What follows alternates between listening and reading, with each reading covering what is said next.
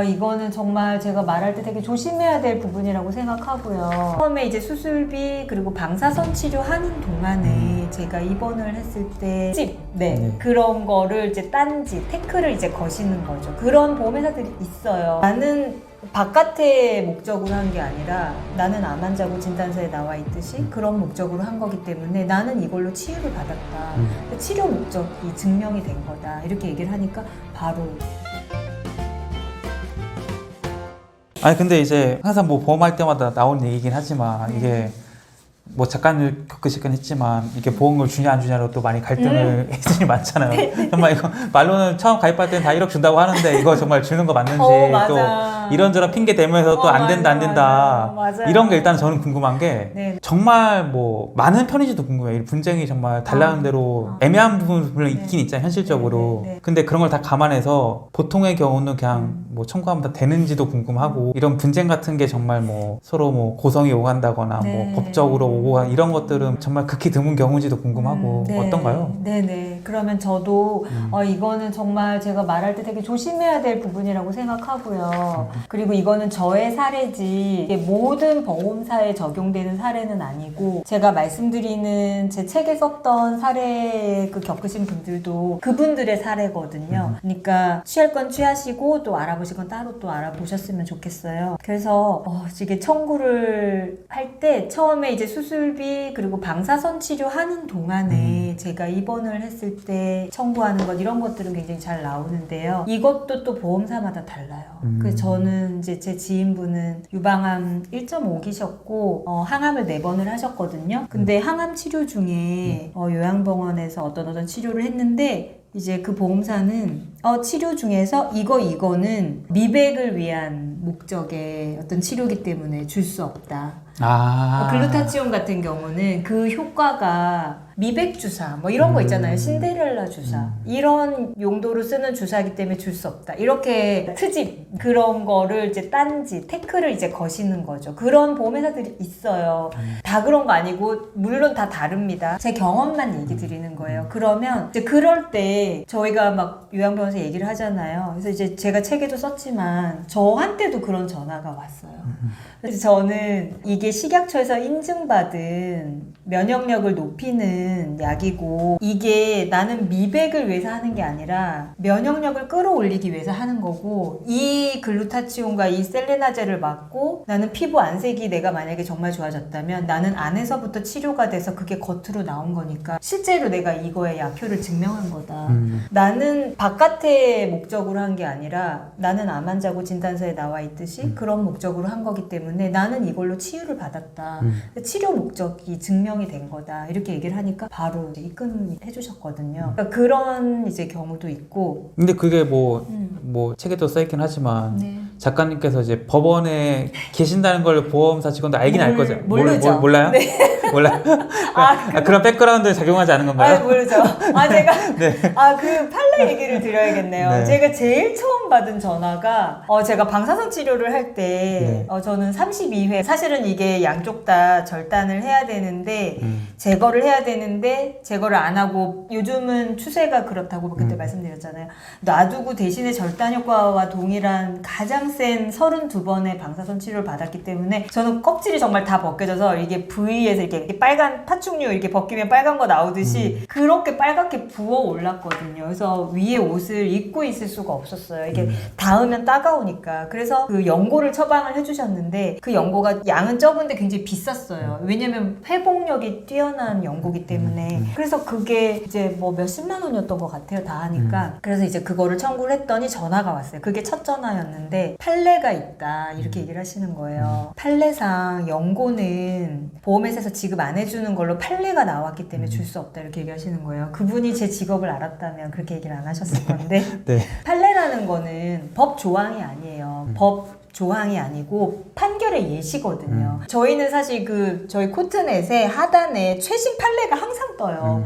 저희가 그거 관심 있는 것들은 자주 들어가서 보거든요. 저는 그때 휴직 중이었기 때문에 그게 저한테 이메일로 계속 왔었어요. 그래서 그 또 연고 지급 사례 막 이렇게 보험회사 이렇게 나오니까 전 당연히 그 판례를 읽었죠. 그래서 제가 말씀을 드렸어요. 아, 저도 그 판례 봤는데 그 판례는 저의 케이스에 해당이 되는 게 아니라 성형외과에서 성형수술을 받은 분이 연고를 바르고 그거를 청구했을 때 그 부분이 인정이 안 된 사례인데 분이 그거를 계속해서 이제 끝까지 가신 거예요. 그래서 판례로 나온 건데 제가 말씀드렸어요. 저는 제 상황 아까 말씀드린 거를 쭉 얘기를 하면서 그래서 도저히 따가워서 견딜 수가 없고 이게 2차 감염의 우려가 있기 때문에 회복을 빨리 시키기 위해서 처방을 받았는데 제가 이 연고를 안 바르면 그럼 저 뭐 된장을 발라야 되나요? 제가 이렇게까지 말을 했어요. 근데 그분이 너무 당황하시는 거예요. 그래서 그 판례는 저의 사례와 다르고 제가 그런 생각이 드는 거예요. 만약에 그분이 그걸 안 주셨으면 저는 이거를 소를 제기를 해서 제가 이기면 그게 새로운 판례가 되는 거거든요. 판례라는 거는 그런 거예요. 네. 제가 두 번째 책을 쓰고 저희 동부지법의 독서 동호회 책멍을 제가 만들어서 독서 동호회 이것도 암 진단 받고 제가 벌인 일인데 그 책멍에서 이제 제가 출간을 하니까 뭐 판사님들도 계시고 막 다 계세요. 저희 일반직도 있고 막 한데 거기 판사님이 카톡을 보내신 거예요. 나도 몰랐다. 그래요?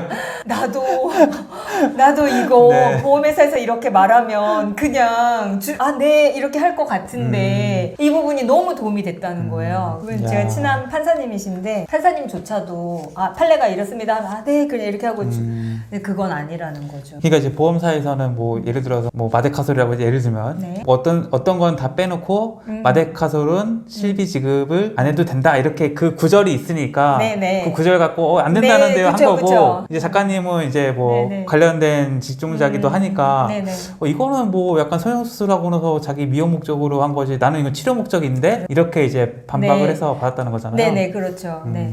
그래서 전화를 받으실 때 판례상 이런 말이 나오면 일단 그거를 얘기를 하실 수 있으셔야 돼요. 그럼 판례에 대한 접근은 뭐 작가님의 직업상 이제 직업이 그렇기 때문에 접근할 수 있는 건지 네. 뭐 이 영상을 보시거나 책을 네네. 보시는 암 환자 네네. 누구나 네네네. 뭐 검색해서 볼 수 있는 건지. 그렇죠. 이 암에 있어서는요. 그리고 제가 아까 계속 말씀드리지만 보험사마다 굉장히 달라요. 그렇게 제가 말을 했을 때 연고비만 따로 입금이 딱 됐어요. 근데 이런 케이스가 있을 수 있지만 끝까지 또 얘기를 해서 이렇게 안 되는 경우가 있을 수도 있잖아요. 그러니까 이렇게 다른 게 또 이 백지 서명 사건이 있어요. 이것도 책에 나오니까 제 책을 꼭 사서 한번 읽어보시길 바랍니다. 책을 팔려는 거 절대 아니에요. 저 책을 써보니까 책을 해서 작가가 돈을 버는 건 아니더라고요. 정말 세상에 알려드리는 거지. 백지 서명 사건이 뭐냐면 그분은 난소암 이기셨어요. 같은 층에 있었는데 그때가 항암 중이셔가지고 그 면역 링거를 맞고 계셨거든요. 근데 보험회사에서 전화가 온 거예요. 그래서 나 보험회사에서 온다고 했는데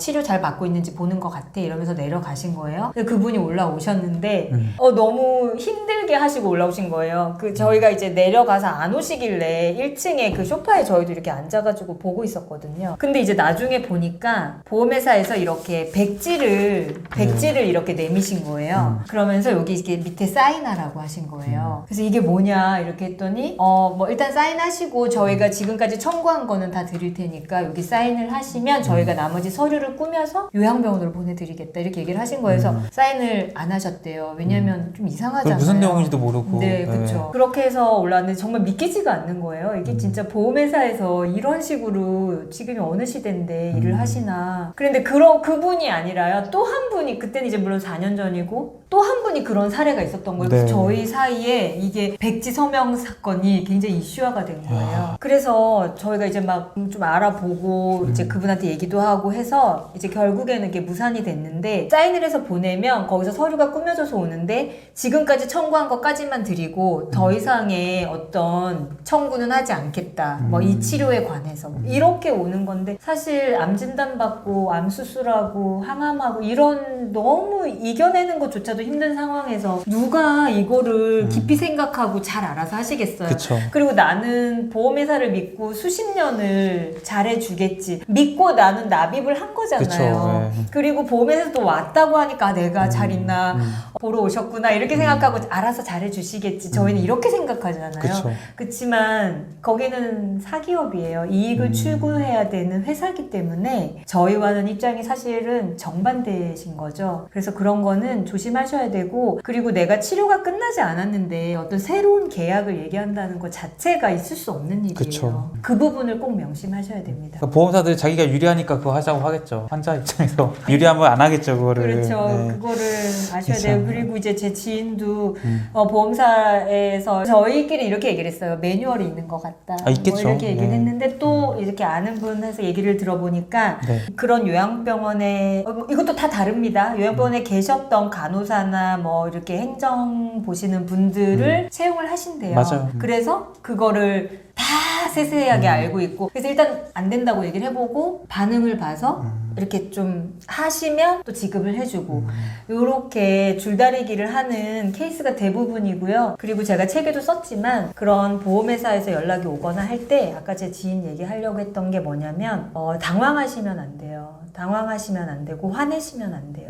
화내지 마시고 당황하지 마시고 목소리를 톤을 이렇게 낮추셔가지고 써가면서 안 되시면 미리 적으세요. 나는 뭐가 어떤 부분이 얘기를 해야 되고 뭐가 잘못됐고 이거는 어떻게 풀면 좋겠고 이렇게 쓰셔가지고요. 일단 차분하게 화를 내지 마시고 얘기를 하셔야 돼요. 나는 이걸 잘 풀어가겠다. 그래서 톤을 낮추시고 그 상대방이 어떤 말씀, 어떤 톤으로 얘기를 하더라도 지금 치료 다 끝났잖아요. 왜 아직 병원에 이렇게 말할 수 있거든요. 그래도 톤을 유지를 하시면서 선생님 그렇지만 알고 계시잖아요. 암이라는 거는 현대의학에서는 발견할 수 있는 게 0.5cm보다 커야 암으로 발견할 수 있지 어떤 영상으로도 그 이하의 미세 잔존암은 발견할 수 없다. 그래서 내 몸 어딘가에 지금 암세포가 어디에 어떻게 퍼져 있는지 모르고 나는 수술한 지 5년도 안 되고 지금 1년, 예를 들면 2년인데 나는 이 치료를 여기서 멈출 수가 없어요. 그리고 방사선 할 때 당연히 다 주셔야죠. 이렇게 침착하게 얘기를 하시면 좋겠습니다.